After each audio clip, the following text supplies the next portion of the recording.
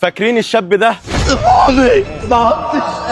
الشاب ده كان عاوز يرمي نفسه من فوق الكوبري بسبب ان حبيبته سابته، فاتفاجئت النهارده ان هو رن عليا وانا نايم، بس ما عرفتش ارد عليه، ولما صحيت لقيته باعت لي رساله بيقول لي كلمني ضروري، فانا دلوقتي هرن عليه قدامكم وهشوف في ايه، يا رب يكون رجعوا لبعض. انا تعبت يا استاذ احمد. انت بتقول لي رن عليا ضروري فانا رنيت عليك، تعبت من ايه مش فاهم.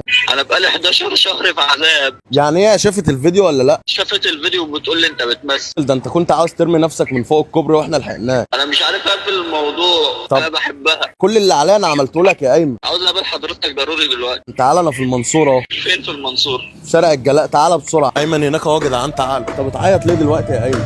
انا مش عارف انا عايش ليه.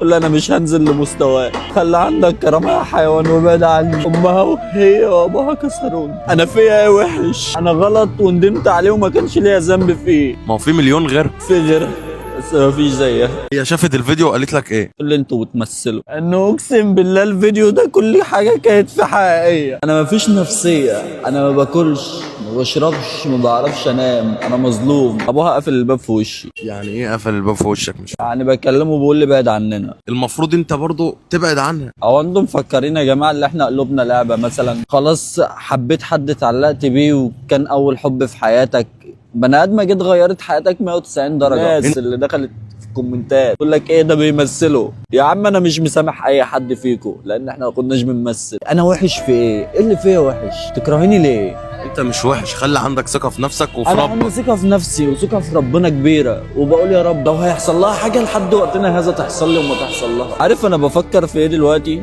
في ايه؟ نرمي نفسي من فوق اي حاجه او ربنا ياخدني، عشان انا تعبت قوي. بس خالص.